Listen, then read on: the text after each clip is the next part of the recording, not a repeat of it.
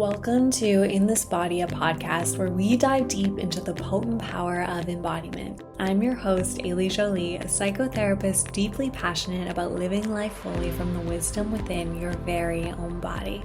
The podcast In This Body is a love letter to embodiment, a podcast dedicated to asking important questions like, how does connecting to your body change your life? How does connecting to your body enhance your capacity to love more deeply and live more authentically? And how can collective embodiment alter the course of our shared world? Join me for consciously curated conversations with leading experts. Each episode is intended to support you in reconnecting to your very own body. This podcast will be available for free wherever you get your podcasts, making it easy for you to stay connected to In This Body, the podcast with me, Ailey Jolie. Welcome to today's episode of In This Body. We're joined by Ellen and Ellen. Ellen is a writer and brand consultant specializing in Gen Z and millennial culture. She's worked in the beauty industry for almost a decade, and she was a founding editor of Days Beauty and a consultant for industry heavyweights such as BeautyCon, Estee Lauder, Milk Makeup, and The Unseen Beauty.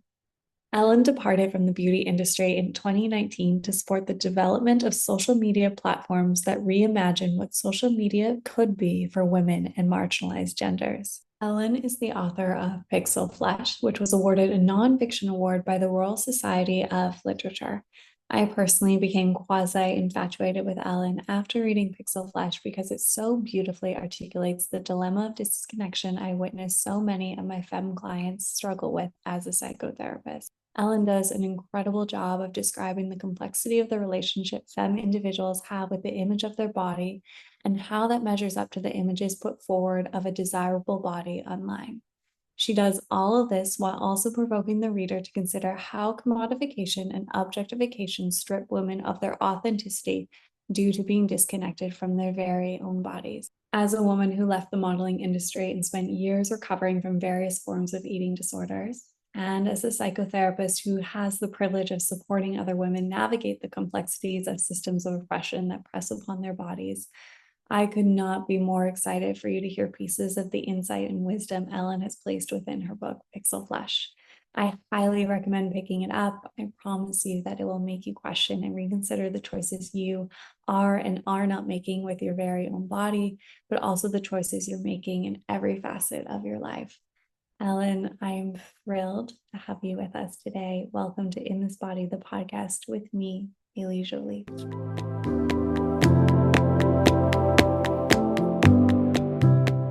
So I would love to hear, just right off the start, your personal experiences that led you to write this book, Pixel Flesh.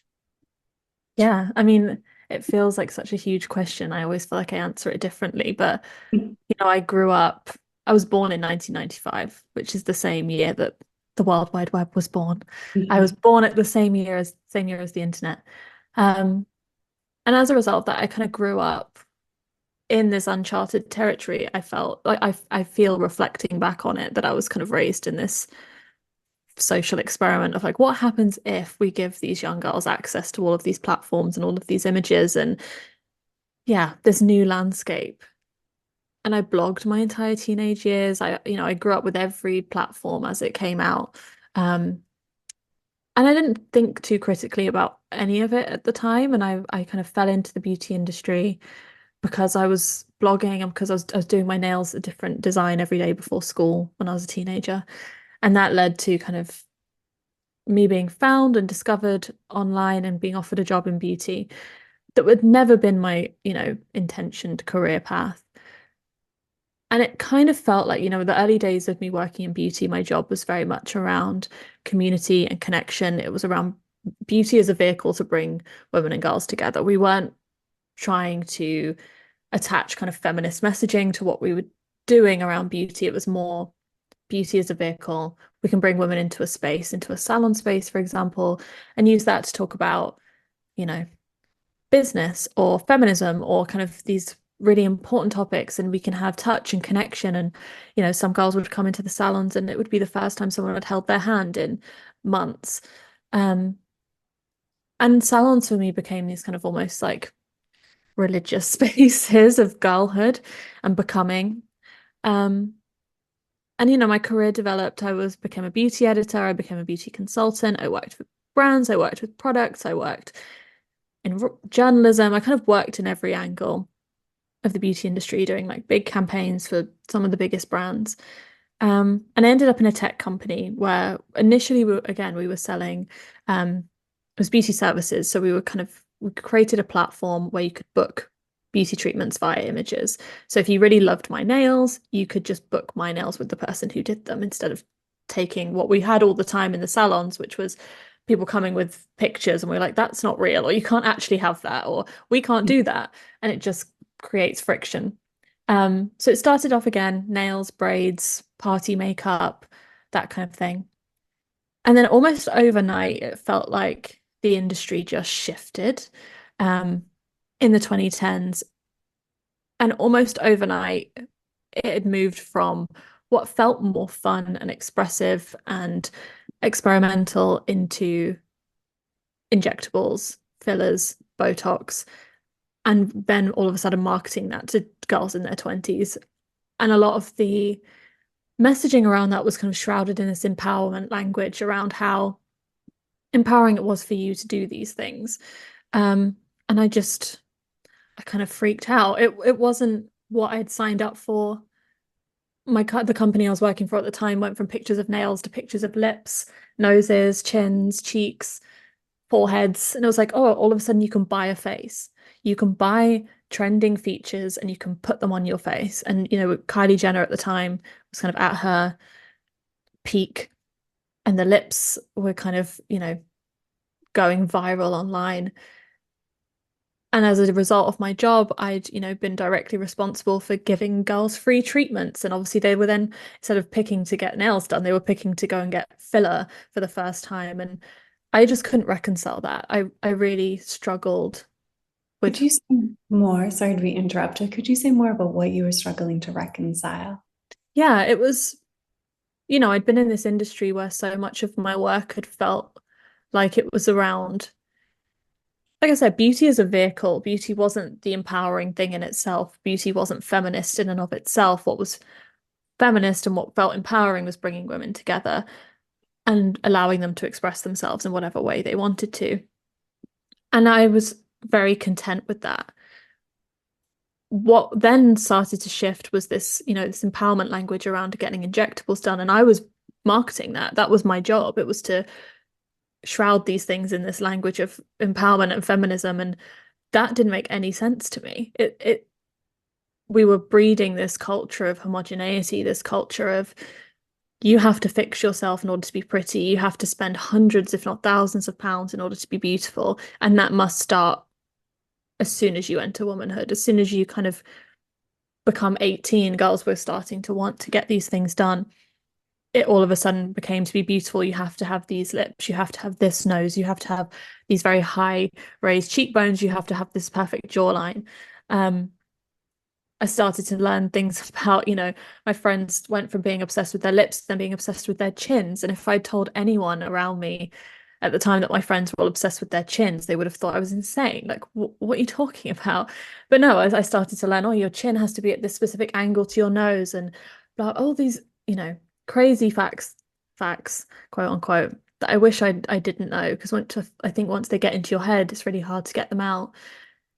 But yeah, I just couldn't reconcile where my job had ultimately led me to. I didn't feel like it aligned with my feminism. It didn't feel like it aligned with my morality to be promoting any of these things, to be telling people they were good and advantageous and feminist and empowering. Like, that didn't make any sense to me. And I wrote a list of questions in a notebook around, how can I be a part of this industry? How can I be a part of this in a positive way? How has this impacted me personally? Like, how is it impacting my friends and the women around me? How can we create a more beautiful future for women and girls? And how can I be a part of that instead? And that became a recurring question throughout the book. And it was in trying to answer those questions that the book was ultimately born. But yeah, it was an odd one because, again, online at the time, it kind of felt like everyone was wearing a filter in so many ways. Like, it was this time of, peak girl boss feminism, peak choice feminism. Everyone online was empowered and body positive and fulfilled, and no one had any problems anymore. And I was looking at the women around me, and by this point, I was working in some of the most feminist institutions in the country with some of the smartest, most capable, strong, intelligent, humble women I've ever met in my life. And I was still having conversations around which food groups we couldn't eat that week, or what work had to be done on our faces and bodies to win these awards, or to be worthy of investment from VC, or to get PR attention, or for the businesses we were running to do well, or to feel like we were desirable to date. All of these conversations still happening, and a lot of them happening in this kind of around this kind of language of shame, a lot of them happening in secret, a lot of my friends going to get things injected on Groupon, not telling anyone about it, paying to have a trainee do it for 30 quid because they didn't have the money to, pay a proper doctor, but felt so like it felt so necessary for them to get it done. And there was a real disconnect between what I was seeing online and what I knew the women around me were feeling. And there was this idea that we'd kind of gotten over that and that wasn't happening anymore. But it was happening. And that the result of that was loads of people just seemingly feeling like they were the defective ones, that everyone else had solved all their problems, that the problems of beauty culture were over, and that they were left kind of defective or being left behind and kind of having to pretend everything was fine and then going home and feeling worse than they'd ever felt before. And the data backs that up. We're seeing rises every year in the number of young girls that feel they have to be perfect. Eating disorder statistics are rising, as are statistics on anxiety, depression, self-harm in young girls. There's real data to show that girls aren't getting happier and things aren't changing, as well as the stats rising around, injectable procedures being done, the amount being spent on beauty work. And so the book kind of became about wanting to tell the truth. It became about taking that filter off. It became about, I open my book with a Virginia Woolf quote as my epigraph, which says something along the lines of, telling the truth about my experiences as a body, I don't think I solved. I don't think any woman has. The obstacles against her are so immensely powerful and so incredibly difficult to define. And so, yeah, I interviewed over 100 women. There's over 60 in the book. And each of them tells their story on a different topic, often intersecting around how they actually feel.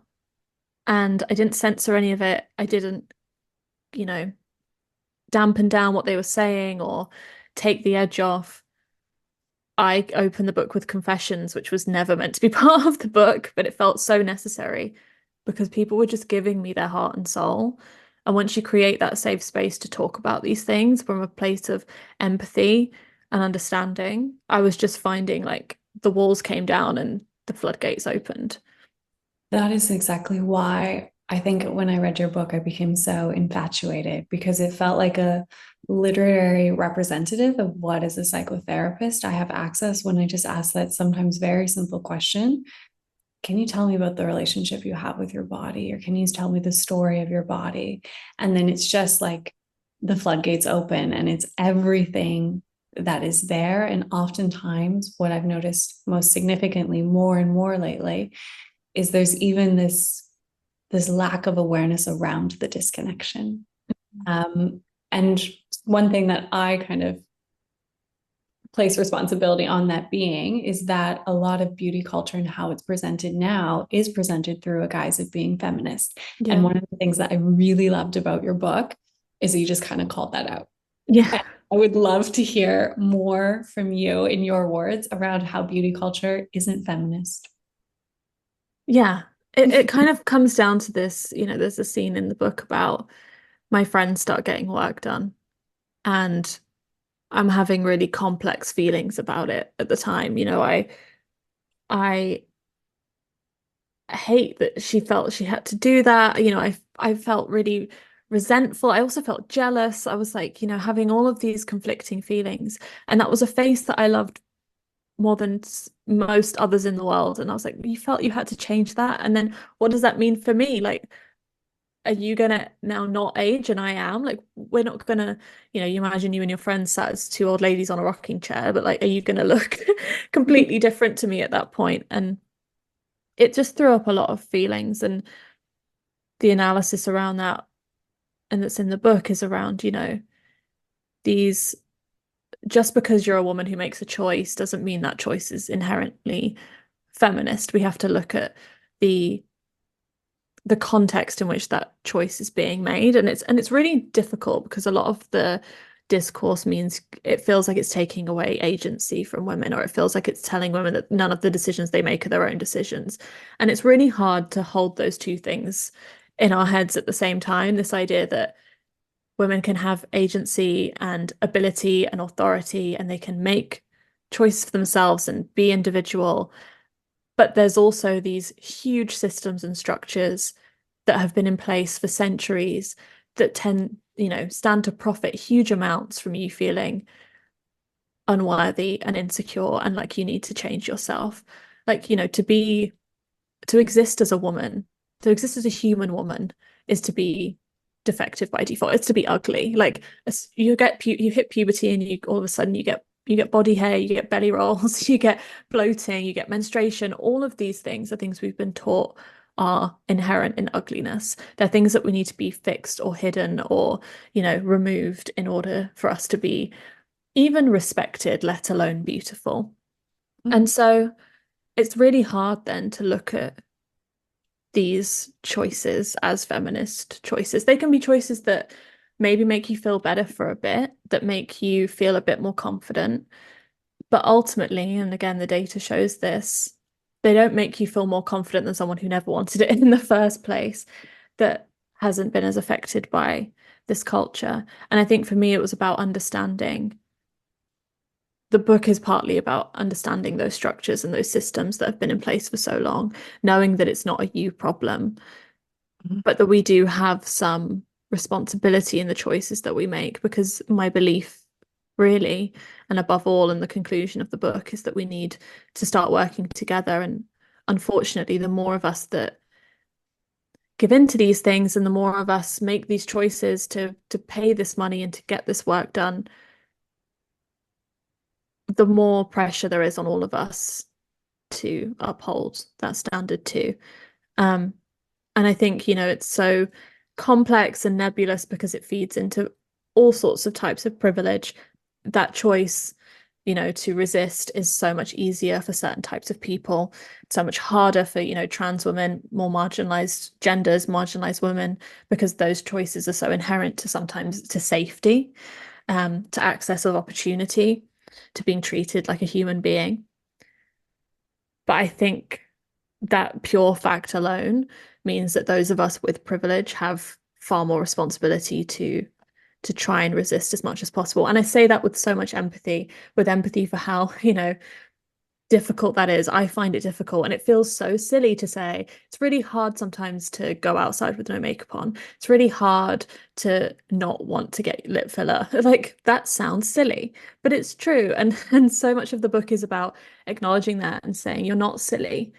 That's a rational response to a very real culture and very real structures and systems that exist. And to think it's silly and to call it silly and frivolous and trivial is just to play into the hands of the power structure that keeps it untalked about and, unrespected and not taken seriously.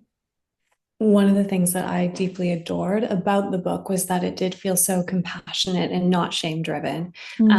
The piece that you're speaking about right now of resisting. So I have a background or history in the modeling industry. I was Miss Canada when I was 18, turning 19. Wow. So little, such a youngin'. And I left that experience. And for me, that's when I left modeling. And I went through this period where I didn't shower, I didn't shave, I didn't wear makeup, I didn't do any of the things because I was just so strongly resisting all that. And then there came a point where my therapist was like, hey, that's okay to like brush your hair. Yeah. Types of things.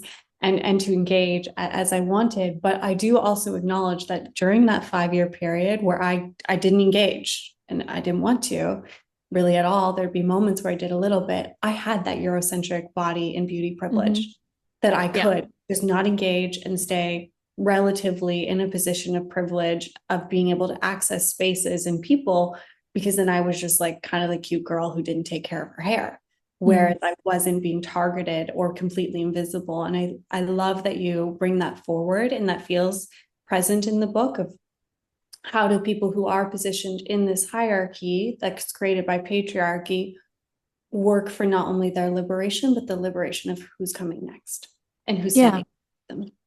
And it's really about, that Audre Lorde quote, self-care, and the whole kind of politicization of self-care and how that has been completely taken in by kind of a capitalistic view that now means self-care is buying a candle, which was never the case. Like self-care as an act of political warfare was not about individualism. It was about looking after yourself so you can look after other people. It was all rooted in community care, in collective response. It was all about caring for yourself so you can care for others, resting so you can be a part of a revolution. It was about looking after other people's kids, helping them to put food on the table. It was about, turning inwards so that you can be the best self going outwards. And I think that's something we really need to combine, is this kind of individualism that we're really taught and is prized in this current culture,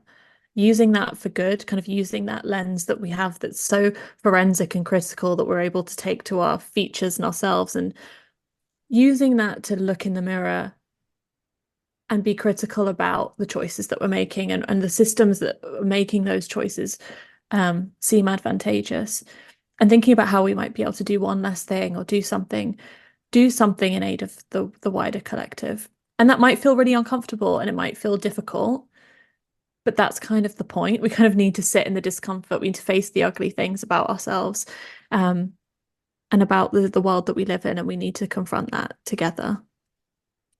I want to ask you about this before I dive into some more specific questions, because you touched upon it in the book and you're kind of sprinkling it in right now. And it's something I have a fascination with. And it is the transference of beauty culture and diet culture into wellness culture.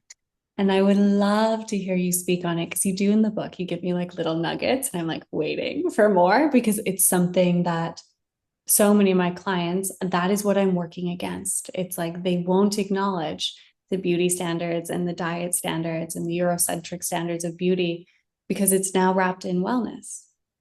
And it's really insidious. Yeah. It's really insidious, these kind of different veils that the patriarchy finds to envelop the same messaging. And there's studies, I talk about it in the book, where they're kind of comparing fitness inspiration with, pro eating disorder thinspiration, and finding the messaging and the content is incredibly similar. There's like very little to differentiate.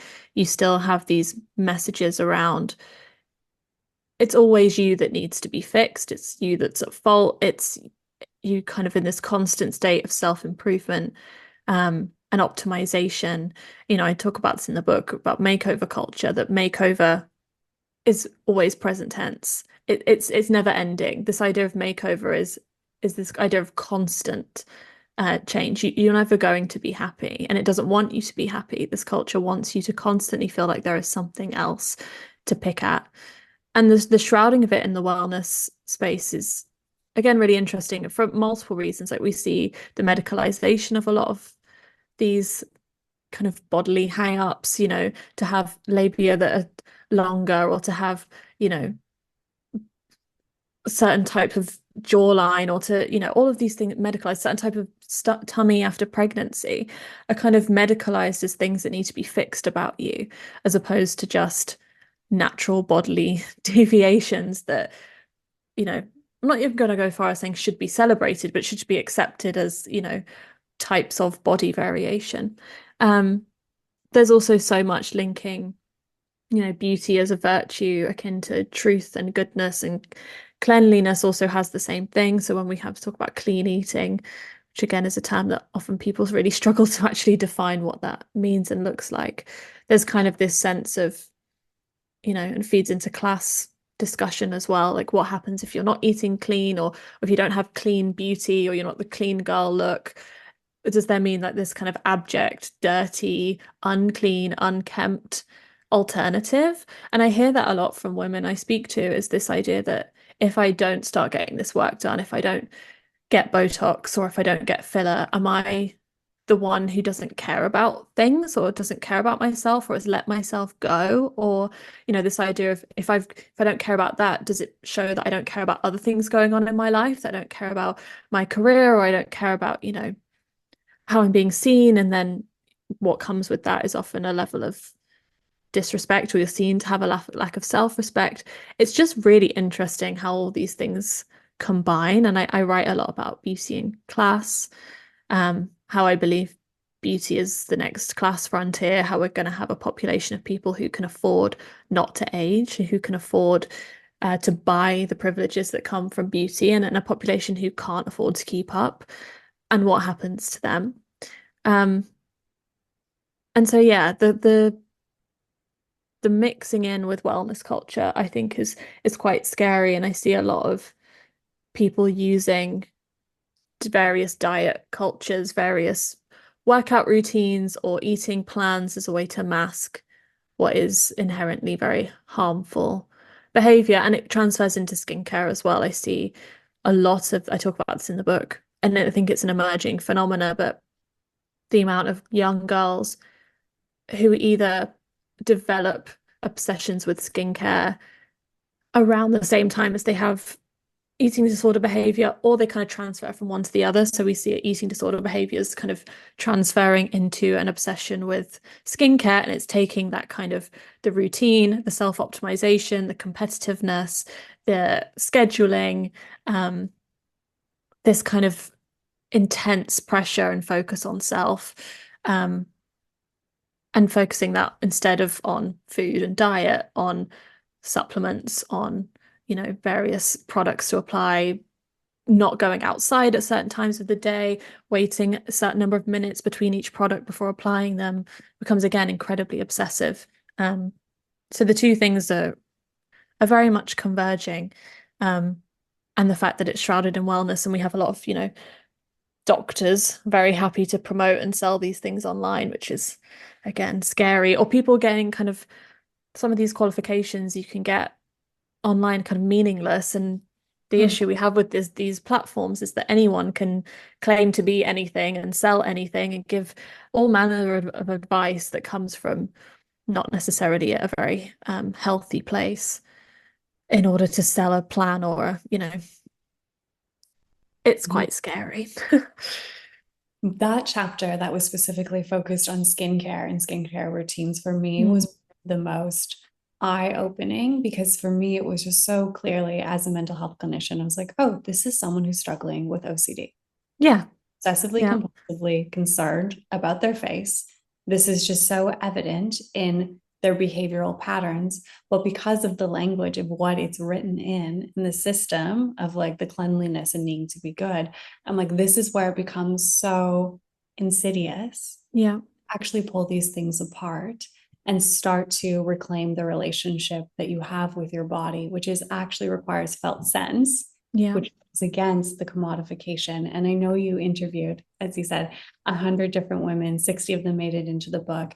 And I would love to hear what really stood out to you in how these people describe the relationship they had with their body. If you even really heard any language that was sensate or sensation oriented, or it was mostly all image based. Pretty much all image based.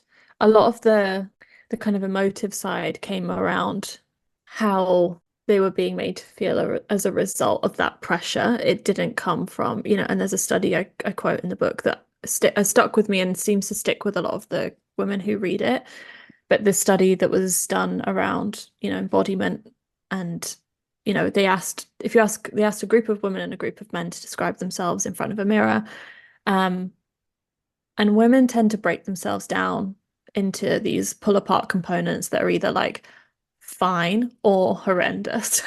Like, but I hate my arms, my legs, I don't like them. I hate my belly. I kind of like my lips. You could maybe think of one or two parts of yourself that you maybe like, but the rest, fine or awful. But this idea of fragmentation I talk about in the book, this idea of breaking yourself down into ever finer pieces and body parts, to the point where I meet girls now who are talking about, specific parts of their chin, specific parts of like the tip of their nose are on their third nose job because they're focusing ever finer on their face, nasolabial folds, hip dips, all these things that we should not have language for or vocabulary for. I shouldn't know what these mean, and if you don't know what they mean, don't Google them. It's just not worth it. But the women tend to break themselves down, whereas men tend to describe themselves as a holistic being, as like a one whole body. And what was really interesting and devastating about the research was that every single man in that study described their body in terms of what it could do. So, my arms, I like my arms because they're strong, they can lift stuff, and I like running, and my legs let me do that. Not a single woman in the study did. Not a single woman in the study, when asked to talk about their body, spoke about action or embodiment at all. It was all about their body as a decorative object. And that resonated with me in that instant, but also that was something that came across in almost every interview I did, was this kind of, obviously a lot of very harrowing stories and a lot of relief around, I can finally talk about this, and someone's reflecting some of this back at me, and I'm not alone, and I'm not struggling in silence. There was a lot of relief, but also this idea of intense fragmentation, a lot of guilt, a lot of kind of feeling, and I talk about this in the book, this paradoxical mind bending kind of emotional labor of like, I know this is bad though, like I'm an intelligent person, I know the beauty standard exists, and I know it's not good, and why can't I think my way out of it? Like, why does being smart and knowing these things not help? Why do I still want lip filler? So that Yeah. came up a lot. And what was interesting, and I talk about this at the end of the book, but what really surprised me actually was how many times the conversations repeated. I would speak to 8-year-old girls, I'd speak to 40-year-old women, I'd speak to working class girls, I'd speak to women with, a lot of wealth, a lot of followers, trans women, cis women. And the conversations, you could cut up my transcripts and mix them all up, and you wouldn't really know that I'd done anything or I'd changed anything. And there's so many times the issues intersected. Very rarely did the women I speak to, although I've split the chapters into defined topics, there is elements of overlap. And that was because it was impossible to group everyone into like, in this chapter, we're just going to talk about motherhood, or in this chapter, we're just going to talk about plastic surgery, because most of the women I spoke to had issues with food and fitness. Most of them had thought about getting cosmetic work in some way. Most of them had experience of violence as it pertains to their body. Most of them had a relationship with sex and their body with pleasure that, unraveled as we spoke. There was so many intersect, all of these things intersect, and very rarely was someone coming to me with just one of those things. But we have so much more in common than we realize. And I think that was such again, a bittersweet kind of lighthouse as the book kind of came together, was this idea of, not to return to this troubled trope that all women are the same, but actually we do have so much more in common than we think. And everyone is kind of struggling in very much the same way, regardless of gender expression or class or economic background or cultural background. Yes, there's varying degrees because of race, of ability, of gender, all of these things, but really we're all just experiencing various levels of the same thing. And that was quite empowering. I found that quite empowering to kind of be like, look, we are all in this together, and with all of us working together, we can improve the situation for all of us.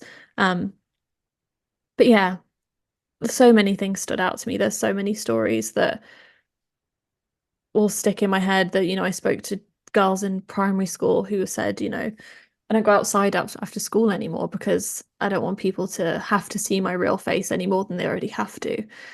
There was another study, I was speaking to another therapist about, we're talking about this idea of embodiment and this idea of objectification and this idea of mattering outside of being a decorative object. And she spoke about, on average, women have their first sexual encounter when they're about 15 or 16, but the data will tell you that most women don't feel like their pleasure matters to a partner until they're about 25, 26, which means they're having sex for a decade before they feel their pleasure matters. And if your pleasure doesn't matter to the person that you're with, then you can, extrapolate that out. Like, do your opinions matter? Does your safety matter? Do you matter as anything beyond being decorative and being there to please someone else? And it goes so much deeper.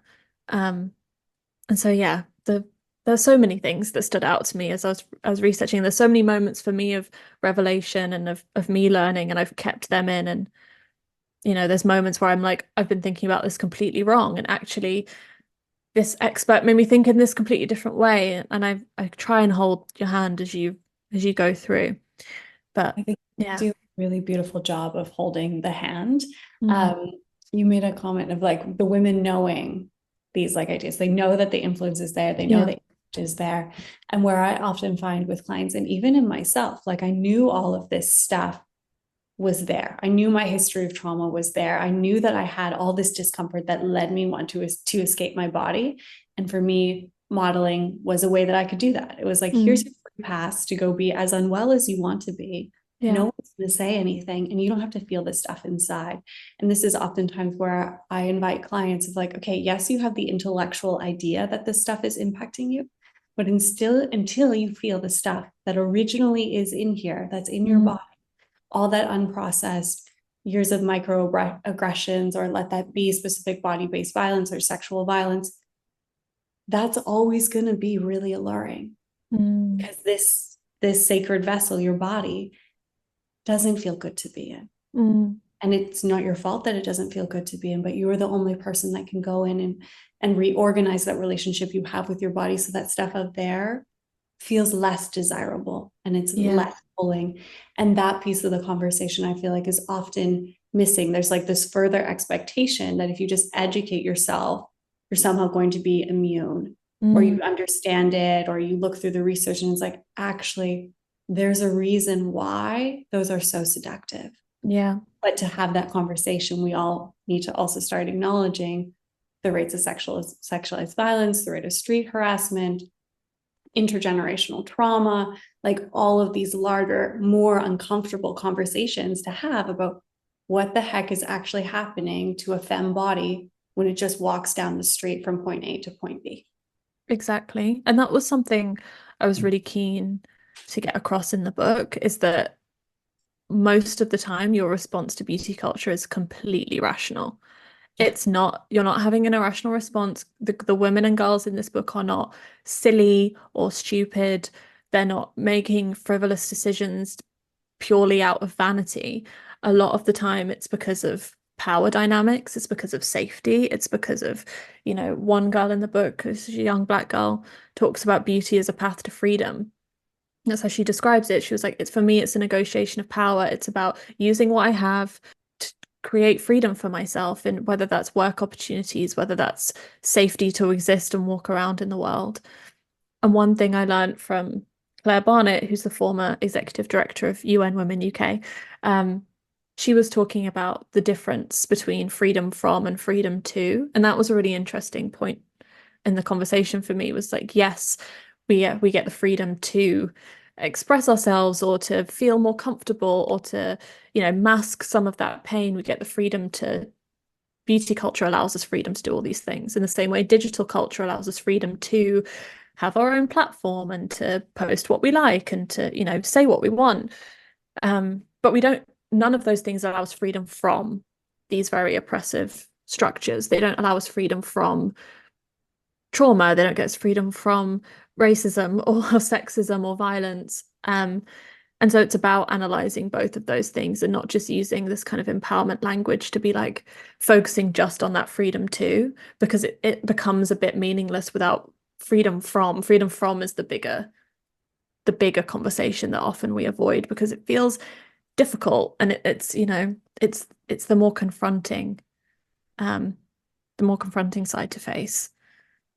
And it really, at least in my mind, starts to bring in those existential themes of maybe there isn't complete freedom from. This is the system I'm born within, and how do I reconcile that, acknowledging that it is already within me as much as I Yeah. want to extract it. I can't. And what do I do next? Which really challenges, at least in North America, those myths of complete autonomy and complete control, and you're the manifester of your own destiny. It's like, Yeah. to a degree that the system will allow you, and Yeah. how to sit with that. Exactly. And so many of the girls I spoke to know that, and they knew that from, I was going to schools and Mhm. being faced with girls who were like, but we know this is a currency. We know the power that we stand to gain from this, and we know it's advantageous. And it's like, I'm not going to sit there and say beauty is in the eye of the beholder, and everyone is beautiful in their own way, because yes, that is true to an extent, but when we're talking about beauty with a capital B, beauty is industry, beauty is power, beauty is economy.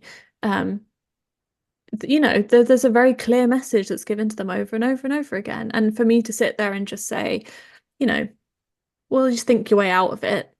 It's it's nonsense, and they know that, and it's not helpful. And I interviewed an academic in New York called Chloe Cooper Jones, who's brilliant. She's a disabled woman, but she writes about her experience of beauty as a disabled woman. And she was like, yeah, when people say beauty is in the eye of the beholder, it kind of pisses me off. Like, I find it annoying because it negates the very real experience I have as as a disabled woman in a beauty culture that tells me I'm not desirable and I'm not worthy and I'm not a sexual being. Um, and so she was like, yeah, stop saying that. It's annoying.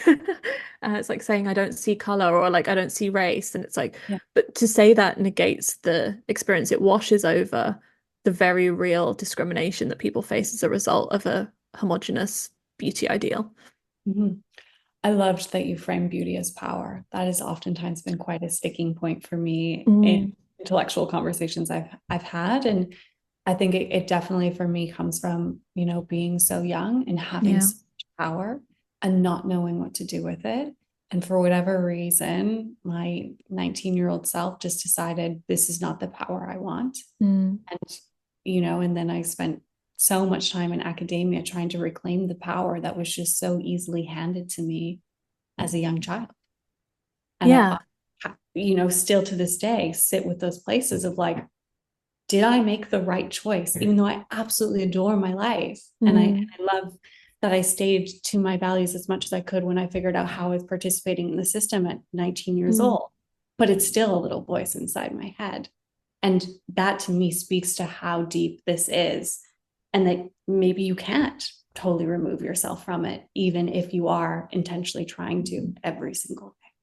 Yeah, and it's such a it's a power that's so fraught with paradox as well. It's a power that, if you're beautiful, yes, you're afforded a certain amount of privilege, but there's then this very intense pressure to maintain that. There's this tightrope that all of us walk, where it's like we're expected, even the most beautiful women are expected to engage in beauty work in some capacity. Often the pressure to maintain their beauty feels heightened, so they end up doing more beauty work. But you're kind of constantly on this tight line of, if you do too much, then you're instantly kind of cast aside as like either, denounced as, fake, or, you've deceitful. Often it comes across as in the studies. Um, and if you don't do enough, then you go back to you've let yourself go kind of narrative around you just don't care enough. And you can be penalized for that as well. A lot of the girls, I went to a nightclub in one of my chapters called the Power of Pretty. Um, I kind of set it partly in this nightclub with these girls who've, you can only get into this nightclub if you're beautiful, and each girl pays a different amount, and the most beautiful girls get in for free. And once you're in, you kind of get free drinks, free everything, you know. Um, and every girl I met was traumatized in like various different ways. One girl was like, I didn't eat for 3 days before I came because I wanted to look skinny in my dress. Another girl's in an abusive relationship and he's promised he'll pay for her nose job, so she's not going to leave until. So the power is fraught with paradoxes. It's a power that's never truly yours. It's a power that can be so easily taken away. It's a power that, you know, then often a lot of these girls had experienced violence or as a result of this, or, you know, were not being taken seriously as a result of the way they looked. And so there, it got to a point where it felt like there was no way to win in a game that was rigged against all of us. And the way to win was by resetting the whole board. And I think part of that is trying to remove some of the envy that we're taught in these games of beauty, and trying to stop viewing each other as competition. There's structures that really benefit from us not talking to one another, from not forming alliances, from learning to turn our hatred and our critical gaze to each other, as opposed to the system that pits us against one another. And we have to start thinking, and I thought about this the whole time, especially because every interview I had, often with women, I would envy and be like, I think you're so perfect and so beautiful and you have the life that I want. Every one of them had a story that instantly, leveled the ground and again opened the floodgates. And I think this idea of assuming that we're all suffering in very similar ways is really helpful in that, and understanding how powerful we are when we come together, and why they might want to keep us apart, and why these competitions of beauty are so advantageous to these structures. Yes, that's one of the pieces I most deeply adored about the book, was the collection of stories, because it really felt like I've had so many clients over the year, more specifically now being in London, where these very gorgeous, very elegant, fully curated women walk into my office, and then it's just like a plethora of body hatred or body shame, or questioning, oh, should I have done that procedure? Or if I don't do this one, or, oh my goodness, he's spending time with this person, and that must mean because I'm not beautiful enough. And being privileged to that is heartbreaking and so devastating. But it also, for me, really cemented that I want my relationship to my body to be different. Yeah. Really, really badly. And that if I choose to have a daughter and she can look at me and how I age, that is one of the greatest things I'll be able to give her. And 100%. how do I set that up now, today, make those choices so that she actually has that representation of someone who has made those choices throughout her life. And I mean, she's not even here yet, but I'm already in that place. No, I do the same. And I think I write about this in the book, but modeling comfort in any way that you can, whether that's, not necessarily putting a clutch bag over your tummy when you sit down, or we're all guilty of that, like moving the throw pillow over our bellies, because heaven forbid we have rolls when we bend. But this idea of being the woman that you needed to see when you were a child, that you wished you could have seen as a child, or that now that you wish you could go back and, project that image. And so there's no better feeling. Like when I dye my hair pink sometimes, or when I wear certain outfits, or do my makeup in a certain way that feels more fun, and you walk past a very young girl on the street, and she stops to stare at you, and she's like, wow, she has pink hair, or her outfit, mummy. That is the best feeling in the world to me. And I talk about this a lot, but kind of going back to that incubator of girlhood, that space of play that beauty used to be for us when we were growing up, before an algorithm told you who you were or what you needed to be. Putting glitter everywhere, because glitter's great, sparkly and who doesn't want glitter? Just kind of returning beauty to a place of play and self-expression and culture and connection as it was always meant to be, not as this thing that's been, taken from our hands and twisted and sold back to us as something so entirely devoid from what it was meant to be. I think that's so powerful, and I think that's one of the tools we have in our arsenal, is make the decisions for that younger version of you. Make the decisions for your future daughters, or the future daughters of the world. Make them for your friends, make them for your, mother, your auntie. I think if you can make the decisions that would make them feel more at peace with themselves, as opposed to what would make you feel better in this minute, I think the world would be a more beautiful place overall. I love that. My last question for you, besides that recommendation there, do you have any other recommendations for people who are maybe starting to become aware of these systems or are struggling with them, and don't exactly know where to turn to or where to even begin this process. Yeah, I think so much of it takes place offline. I write a lot about digital culture, but I think it's so important. It's important online to cultivate and curate spaces that feel safe for you. Kind of, we have this knowledge. Most people have the knowledge that these platforms don't have your best interest at heart. So kind of go in knowing that. A lot of the time it is a negotiation. It's kind of, I maybe have to use this for work or for family or whatever, but putting that a little bit of extra effort in to make sure you've curated a space that's safe for you. You're following people that actually make you feel good. You've blocked or muted anything that might be triggering, or you don't have to expose yourself to anything you don't want to. So I think there's that. There's also, so much of this happens offline, and knowing that you have these spaces don't have your best interest at heart, you can kind of then, when you're I think there's a study that said, 3 days off of social media can massively boost a girl's self-esteem. And I don't think it's realistic for me to say don't be online. I think that's silly.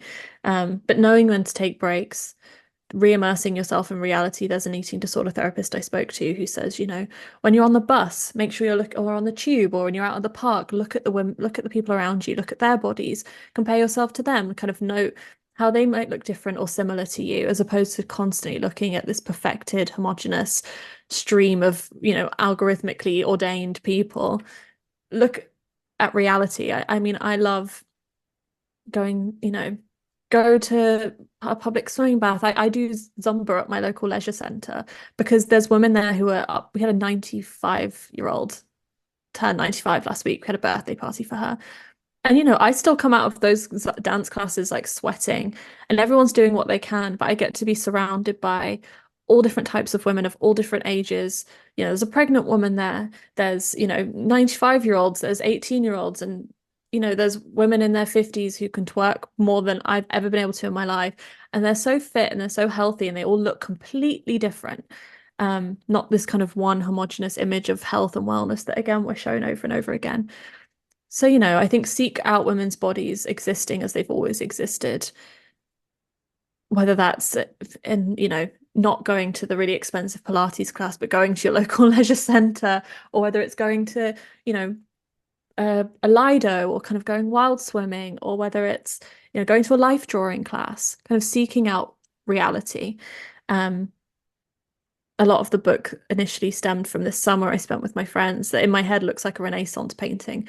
But during lockdown, everyone had gained a bit of weight and no one had really shaved. And, I spent this summer with my friends where, everyone was just in their bikinis outside. And I saw women's bodies existing as they always have for the first time in what felt like forever. And I wrote the line, I hadn't seen bodies in a while, only pixel flesh, which is where the title comes from. But this idea of seeing my friends' bodies and the reality of their bodies was so beautiful to me, but also so affirming. I was like, oh, so I'm not defective. I'm not wrong. This is how we're meant to look. This is how it's always been. So there's that. There's also, and I'm sure you talk about this a lot in your work, but focusing on embodiment over aesthetics, trying, as early as you can in life to redirect thoughts around aesthetics into thoughts of embodiment, instead of saying, I don't like my legs, or this part of me is ugly, kind of redirecting those thoughts into my legs allow me to, my body can.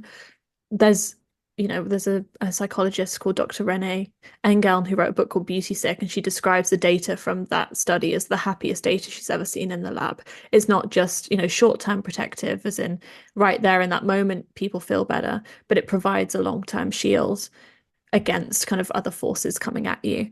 So again, returning to that study, kind of redirecting thoughts. The thoughts are going to crop up, redirect them, raise the women and girls around you through that lens of embodiment. We tell girls a lot of the time, well, you're so pretty, you're so cute, whereas boys get to be strong and, powerful. And it's like, how can we be mindful of that language? Because it's so powerful, the language we use. And yeah, the last thing I'll say, and I talk about this in the book, is just refusing to be flattened to that two-dimensional object, refusing to be flattened to this singular visual dimension. There is so much more to life than what looks good to other people. And I think reframing that question as like, well, what looks good for me? What sounds good to me? What tastes good to me? What smells good to me? What feels good to me? What's pleasure like for me? And it probably isn't going hungry. It's probably going to the nearest bakery and having a really lovely pastry, or maybe it's calling your friends and hearing their voice and their laughter, and maybe it's, moving your body in a really fun way. Maybe it's going dancing. Like what maybe it's using your voice and speaking up. Like what feels good to you, what smells good and tastes good. And I think embracing life in every dimension and refusing to be flattened when there is so much joy to have in this short life that we all get one go at. I think that's so much more important, and just kind of, nurturing yourself in every dimension is a sticker I made for the book, but it's something I come back to every time. Just refuse to exist in 2D because you're so much more than that. I love that. Just the refusing to be flattened. It's such a beautiful way of also bringing in just the complexity of being human and the fullness of that experience, and what that means to actually be in the body. Like it's not a 2D experience. It never could be. And it's not always beautiful and glossy and filtered and with a pink hue. Like sometimes it's gritty and ugly and radical, and the fight for this will be all of those things. But I believe the result will be a picture that's far more beautiful than any like Instagram filter can give you. Absolutely. Yeah. I definitely, even those days when I start to question the choices I made, over a decade ago, I go back to specific moments, and they're not even necessarily happy moments in my life, but just moments I felt deeply alive. And I remember I would have never felt that sunset or that breakup or that moment of grief if I had been still lost in an eating disorder, because I felt nothing. Nothing touched me. I had no sensations. I was just a walking clothes hanger. And that is a 2D life, and not much else can break through that. So I want to thank you again so much for your book. I have recommended it to so many of my clients. I absolutely adore it. And thank you so much for taking the conversations that women have with their bodies that are often held in so much privacy and intimacy and sacredness, and being able to have those conversations in such a way where you could bring them into the public domain. Not everyone could do that. Not everyone could gather that type of trust. So thank you so much for collecting the stories, sharing them, and also just the relationship you have with your very own body too. Thank you. Thank you for having me, and thank you for reading and understanding and sharing your stories and adding to the conversation. That's all I ever wanted when I was writing it. So thank you.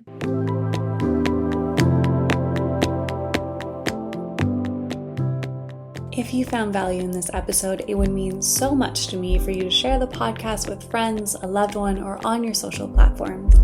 If you have the time, please rate and review the podcast so that this podcast reaches a larger audience and can inspire more and more humans to connect to their bodies too. Thank you for being here and nurturing the relationship you have with your very own body.